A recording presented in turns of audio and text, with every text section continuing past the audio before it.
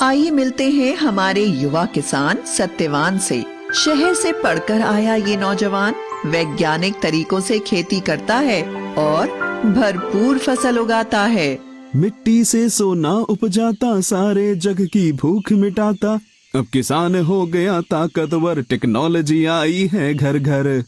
और ये है सत्यवान का पड़ोसी किसान किशन लाल। अब तक मैं अपने बाप दादा का नाम रखने के लिए खेती करता रहा, पर अब मुश्किल बढ़ गई है। गांव वाले कुछ भी कहें, इज्जत से खाली पेट नहीं भरता। ये खेत बेचकर शहर चला जाता हूं, कोई ना कोई काम मिल ही जाएगा। रामू और हरिया भी तो वही हैं। अरे यहां मेरी फसल मर रही है और ये सत्या खुशहाली के गीत गा रहा है।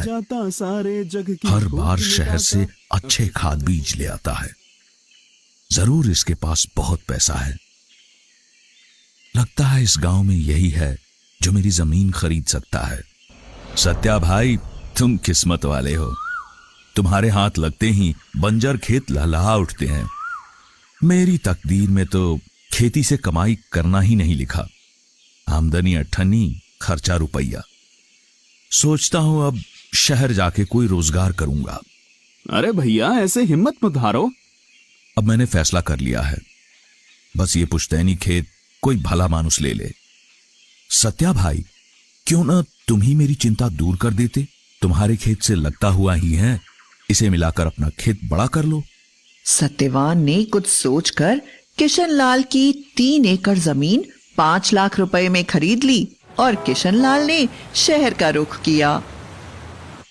सत्यवान के खेत में सोयाबीन की भरपूर पैदावार हुई।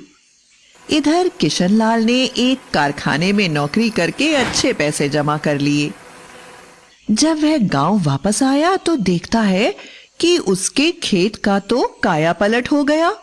अरे ये तो चमत्कार हो गया। मेरी बंजर जमीन पे इतनी उपज कैसे? किशन लाल ने खेत बेच तो दिया था, पर उससे मोह नहीं छूटा था। फिर उसी खेत को ऐसी फसल उपजाते देख उसका मन बदल गया। फिर रात भर सोचता रहा कि कैसे भी हो सत्यवान से अपना खेत वापस लेगा और जम के खेती करेगा। आओ किशन भैया, सब कुशल मंगल। वैसे तो सब ठीक है, पर शहर की भागम भाग से परेशान हो गया हूं। सोचता हूं गांव ही में रहकर खेती करूं, वह भी तुम्हारे तरीकों से। ठीक सोचते हो भैया, अपनी जमीन से जुड़ के रहने की बात ही कुछ और है। मैं भी इसलिए शहर से लौट आया। सत्या भाई, मैं अपना खेत वापस लेना चाहता हूं, क्या कहते हो? भैया बुरा मत मानना, पर मैं इसे बेचना नहीं चाहता। इस खेत पे बहुत मेहनत की है मैंने और खर्च भी लगाया है। वो तो दिख ही रहा है। तुमने 5 लाख में लिया था, मुझसे 7 लाख ले लो। भैया आप जिद ही करते हो तो आज इसकी कीमत कम से कम 10 लाख होगी। तुमसे ऐसी उम्मीद नहीं थी सत्या। मेरा ही खेत मुझे दुगने दाम पर बेचना चाहते हो? वो भी सिर्फ आपके लिए, वरना मैं तो बेचना ही नहीं चाहता। यह तो सरासर बेईमानी है। मैं ये मामला पंचायत में ले जाऊंगा। जैसा आप ठीक समझो भैया।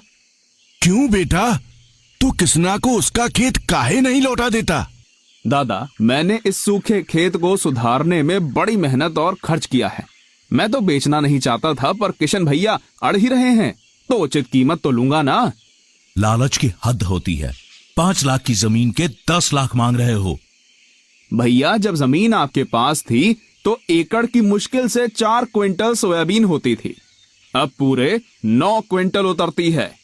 भैया ऐसा भी हो सकता है क्या? क्विंटल ऐसा भी हो सकता है? अरे मुझे तो यकीन ही नहीं होता। हैं? इतनी उपज तो हमने कभी ना देखी ना सुनी। ये तुमने कैसे किया? इसकी मदद से। फोन से? वो कैसे? मैंने इसमें एग्री सेंट्रल ऐप डाला। इस ऐप में बुआई से लेकर फसल बेचने तक हर कदम पर सच्ची और अच्छी जानकारी मिलती है। बस मैं एग्री सेंट्रल की सलाह अपनाता गया और पैदावार बढ़ती गई। सरपंच जी, मेरा फैसला। अरे तुम रुको भी। सत्या, ये तो पूरे गांव के लिए फायदे की चीज है, जरा खुल के बताओ। इस ऐप में है मेरे 6 सच्चे साथी। पहला है क्रॉप प्लान। ये मुझे अपनी बुआई की तारीख के हिसाब से बताता है कि खेत को कैसे तैयार करना, कब कौन सी खाद डालनी है, कब कौन सा स्प्रे करना और कब सिंचाई। और हाँ, खाद, बीज, दवाई सबके लिए अच्छी गुणवत्ता वाले विकल्प भी सुझाता है। काका, साल दर साल हम एक ही तरह की फसल लगाते हैं। इससे मिट्टी की उत्पादकता कम हो जाती है और रोगों का हमला भी बढ़ता है। एग्री सेंट्रल बताता है कि फसलों का फेरबदल कैसे करें ताकि मुनाफा बढ़े, खेत उपजाऊ बने रहे। पर मैंने तो हर साल अलग फसल लगाई, महंगी खाद और दवा भी डाली, पर ऐसी फसल कभी नहीं हुई।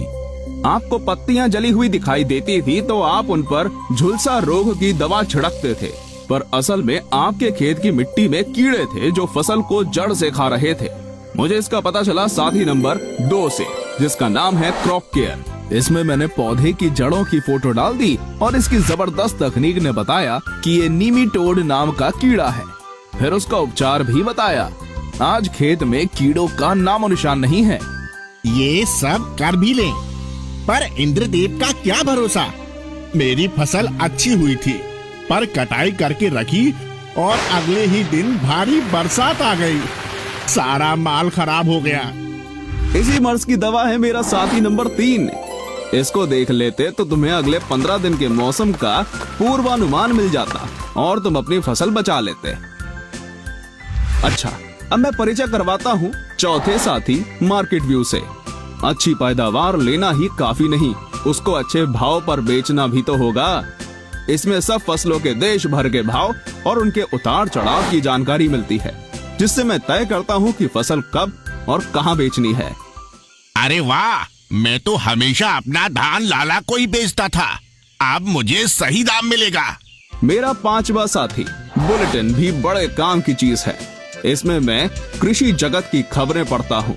कौन सी नई तकनीक आ रही है, सरकार की कौन सी योजना फायदेमंद है। इसी ने मुझे बताया कि स्प्रिंकलर सेट पर 80% अनुदान है। छठा और सबसे अनोखा साथी है फार्म वॉइस। आप सबने फेसबुक तो देखा ही होगा। समझो ये किसानों का अपना फेसबुक है। इससे मैं दूर दराज के किसानों से जुड़ता हूँ, अपनी समस्याएं साझा करता हूँ और हो सके तो दूसरों का समाधान भी करता हूँ। एग्री सेंट्रल के वैज्ञानिक भी अपनी सलाह देते हैं। ये सब तो अंग्रेजी में होगा, वो हमें कहाँ आती है। नहीं जतिन दादा, ये ऐप हिंदी में भी है।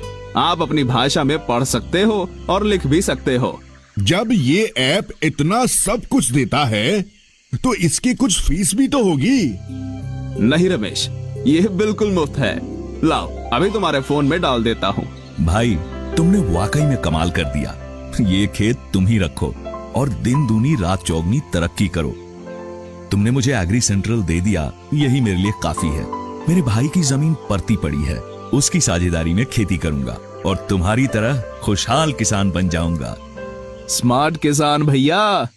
लो जी, इन्होंने तो अपना झगड़ा सलटा लिया और गांव वालों को एक खजाने की चाबी भी दे दी। जब हो अच्छी पैदावार हम कैसे माने हार, आ गया है एग्री सेंट्रल लेके खुशियों की बौछार।